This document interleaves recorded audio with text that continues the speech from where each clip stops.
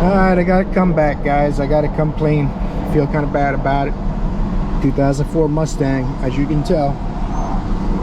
The one that came in with the wheel hanging out and had a broken ball joint. So I did some front end work and alignment. She says, now it's running rough and my check engine light came on. It never did that before.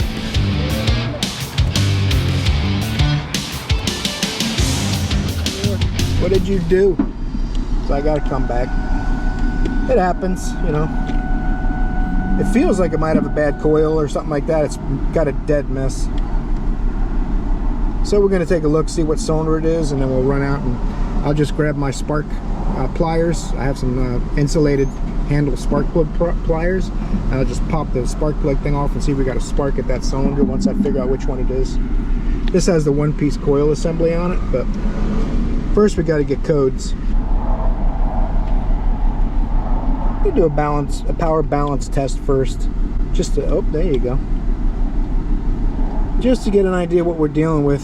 Cylinder 2 misfire, so that means it probably has a P0302 code. Now I'll go out to codes and we'll see what we get.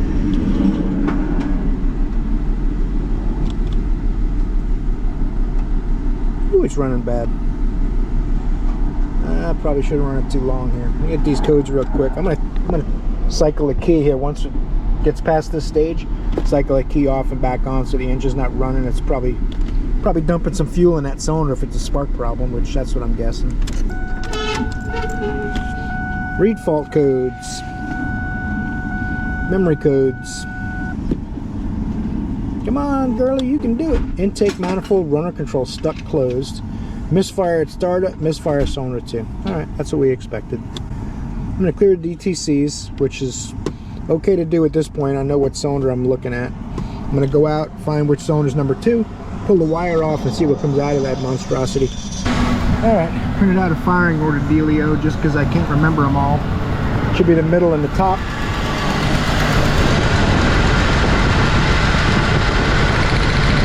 We got a good spark.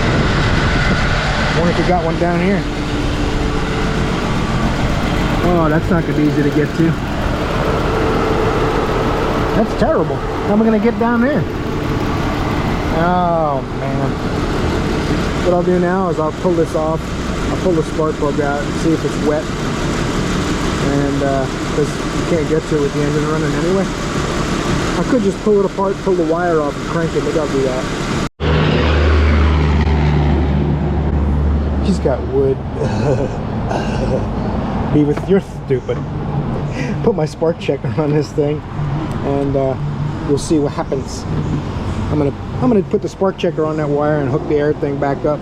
You know, set any new codes. That should be a good ground. Now we just look for a flashing light.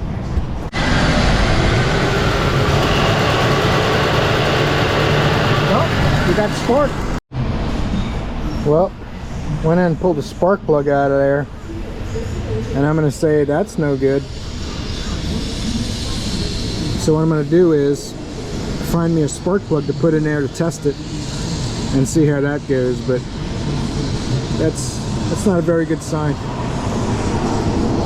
Ever since you put my ball joints in, I try to always leave one loom holding the wires in their original positions so I can replace the wires one at a time.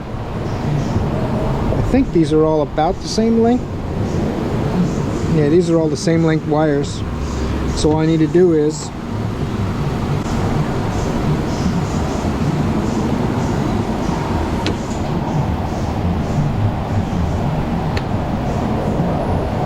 this one's just a tad shorter.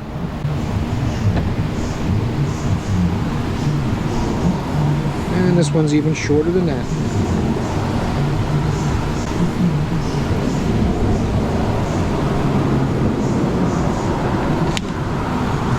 Passenger side's more complicated. The wires are quite a bit longer. But the longest one I did first.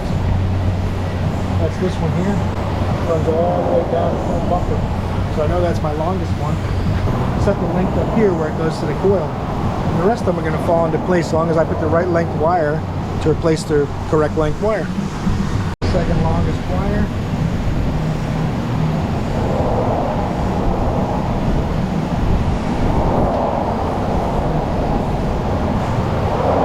Obviously, it doesn't have to be exact. You just want to get close, make it easier on yourself, right?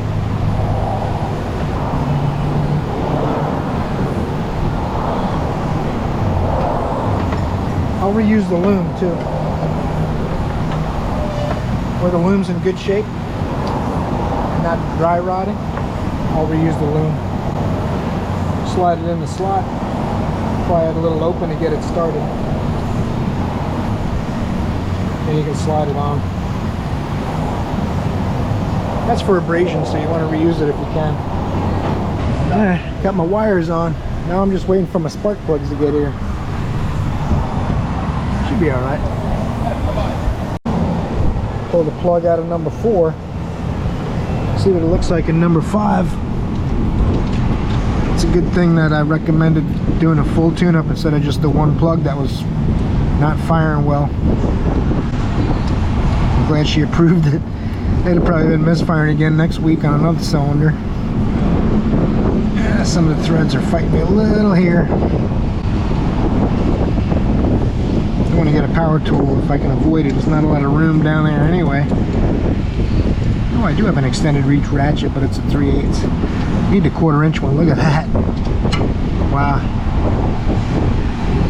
How is that thing even firing? That's crazy. It's closed. Alright. Good thing we're doing all 6 plugs and wires. This is the only plug out of all 6 that's hard to get to because of the air tube.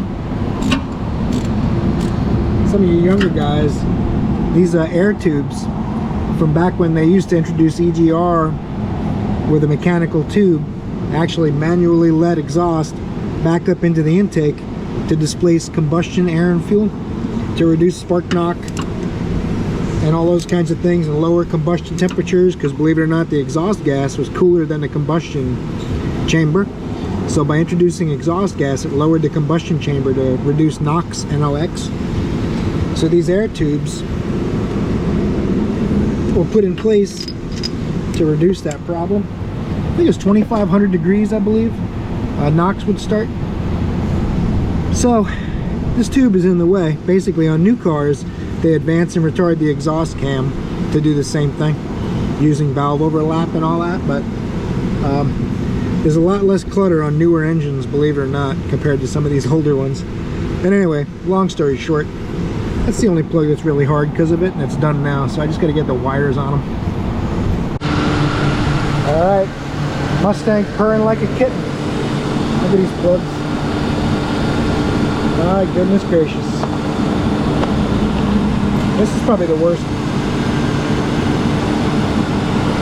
So, new wires and plugs. Next thing is going to be a positive cable end. There's only half the strap left, the bottom's gone. Clean them up. We didn't charge them for it. I just cleaned them up real quick. Put a little protector on them. I'm going to make sure they note it on the ticket though. We can't keep calling her back and ads and stuff. I mean, like I told you guys, she came back mad that she had a problem after she fixed something. But the car's going on 20 years old, so it's going to need some love. It hasn't seen a lot of love, it looks like. Those are probably original plugs, I'm guessing. Hopefully the engine's not burning oil that bad. Probably going to have to take a look at a plug in, you know, 5,000, 6,000 miles or something and see if it looks like that again. But that's what I would do if it was my car. With a customer, you tuned it up. If it comes back running bad in 6 months and you look at a plug and if it fouled them again, then it's going to need an engine. So take this thing for a drive. All done. Alright guys, thanks for watching. Appreciate you guys. Torque that like button at the bottom of the screen for me. You guys are awesome. I'll see you in the next video.